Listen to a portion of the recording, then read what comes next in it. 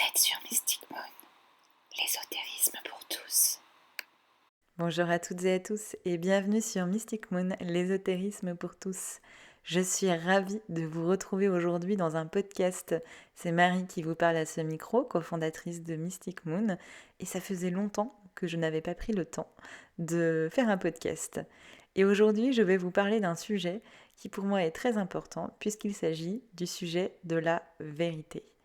Pourquoi j'ai envie de parler de ça? Parce que suite à de nombreuses lectures, formations, mais aussi échanges que j'ai la chance d'avoir à travers les réseaux sociaux, à travers cette belle communauté de Mystic Moon, à travers les accompagnements que je peux faire, des retraites, bref.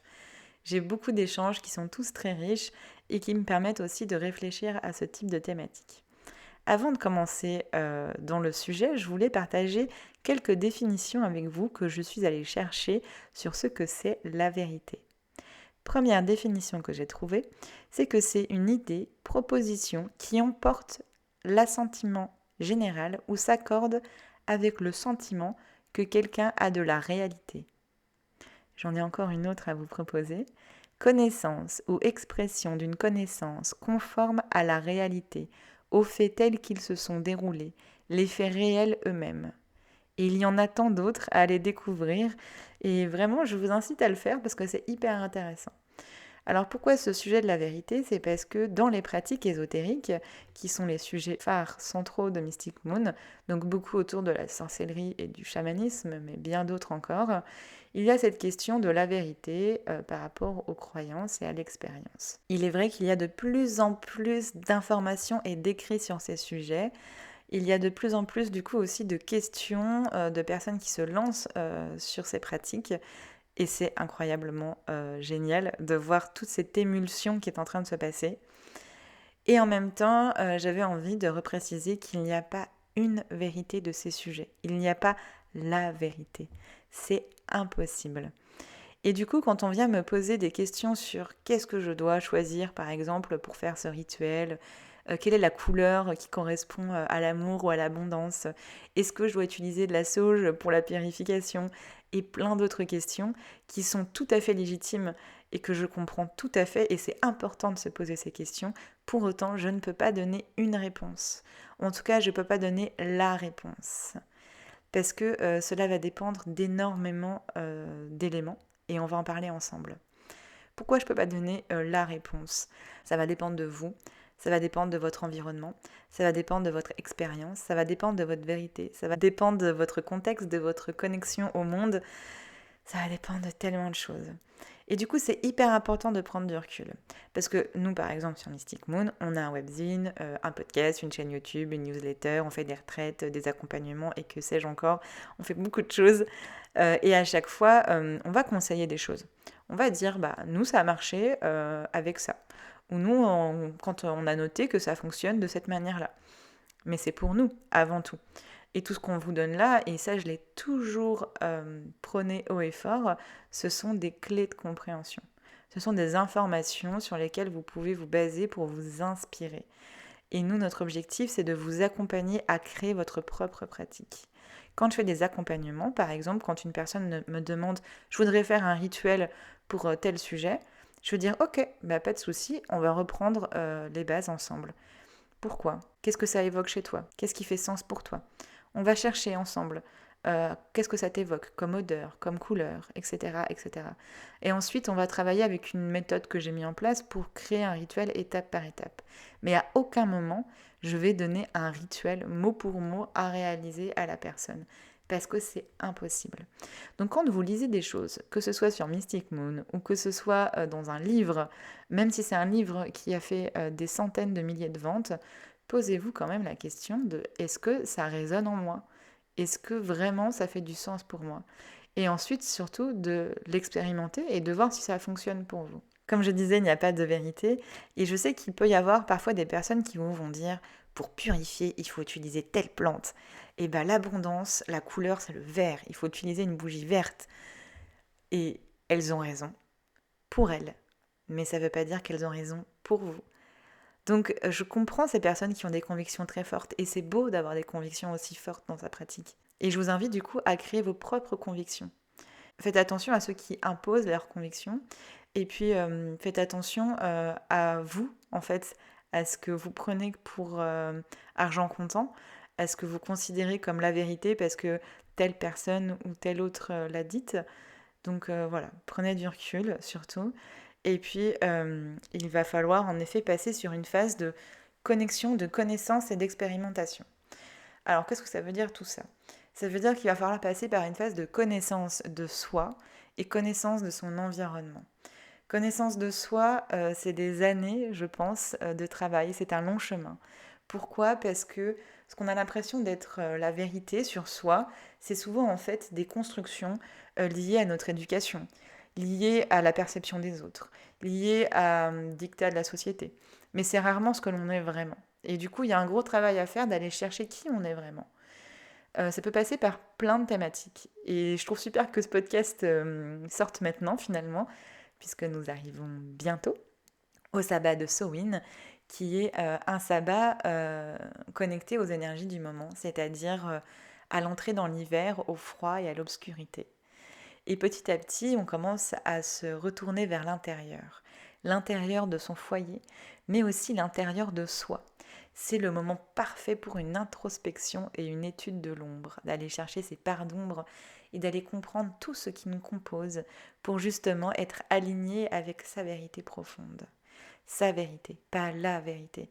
Parce que je pense que nous sommes finalement tous détenteurs d'une part de vérité, mais nous n'avons pas la vérité. Je pense que personne ne l'a, très sincèrement. Donc connaissance de soi, ça va être hyper important parce que il va falloir se poser les bonnes questions. Si on prend le rituel de purification, qui est peut-être un des plus basiques et je sais un des plus utilisés, purification d'une pièce ou de soi ou des objets, vous allez entendre très souvent parler par exemple de la sauge. Vous allez sûrement aussi entendre parler ou lire des choses sur le bol tibétain. Et c'est hyper intéressant en effet, et il faut vraiment s'en inspirer et voir par contre ce qui fait sens pour nous. C'est pour ça que la première question à te poser, c'est la connaissance de soi. Ok, la sauge, qu'est-ce que ça me parle? Qu'est-ce que ça me dit? Qu'est-ce que je ressens quand je touche de la sauge? Quand je sens de la sauge? Qu'est-ce qui se passe en moi? Et aussi, du coup, c'est quand vous faites un rituel de purification, par exemple, c'est de vous connecter à vos ressentis avant le rituel et après le rituel pour voir ce qu'il en est. Moi, par exemple, le bol tibétain, je trouve ça super beau, je trouve ça magnifique, mais je ne m'en sers pas pour la purification. Je m'en sers pour recharger et pour concentrer l'énergie dans un objet ou dans une intention. Donc, en fait, je ne l'utilise pas comme la plupart des gens l'utilisent. Et c'est comme ça. Ça ne veut pas dire que je ne dirais pas que ça ne peut pas purifier. Je sais pas. Mais en tout cas, avec moi, ça ne fonctionne pas comme ça. J'ai essayé, ça ne fonctionne pas. Du coup, je l'utilise pour autre chose. Pour moi, la purification, ça va se passer essentiellement avec la fumigation et avec la mise à la terre. Je vais enterrer en fait des objets, par exemple, en terre. Et pour moi, la purification, elle va se faire par ce biais-là également. Donc vous voyez, c'est très différent quoi, d'une personne à une autre. Et ça, c'est parce que j'ai testé des choses. Et c'est parce que à force de me connaître et de travailler avec moi-même, eh bien, j'ai compris en fait ce qui fonctionnait ou pas pour moi et ce qui faisait sens pour moi. Donc première chose, connaissance de soi. C'est un long chemin, il suffit de faire le premier pas et vous verrez, petit à petit, on avance. Deuxième chose, ça va être la connexion à son environnement. Ça va être super important. Parce que ça aussi, ça va être très différent d'une personne à une autre. Quand vous lisez un livre ou quand vous m'écoutez parler, que ce soit moi ou l'auteur du livre, on ne peut pas connaître où vous êtes et ce que vous avez vécu et le contexte dans lequel vous vivez. C'est impossible. Si vous vivez comme moi dans le nord de la Suède ou dans le sud de la France, ou que vous vivez en pleine campagne ou en pleine forêt ou en pleine ville, ça va quand même pas être du tout pareil en termes d'énergie et en termes de ce qui est accessible pour vous autour de vous. Donc ça va quand même nécessiter de prendre conscience et de vous connecter à votre environnement. Parce qu'il y a quand même des choses qui ont beaucoup moins de sens à utiliser quand on habite dans le nord de la Suède ou dans le sud de la France. Moi, quand je suis arrivée ici, là où j'habite, donc ça fait pas très longtemps que j'habite en Laponie, et ben on a commencé à se renseigner. Ok, on a du boulot. On n'avait jamais eu de boulot autour de nous. Donc qu'est-ce que ça apporte le boulot? On a lu des choses, c'était hyper intéressant. Et puis petit à petit, on commence à se connecter au boulot, à le toucher, à le ressentir. On a récupéré des branches qui étaient tombées par terre, on a récupéré des écorces, et on commence à travailler avec et à voir qu'est-ce que ça fait, qu'est-ce que ça nous parle.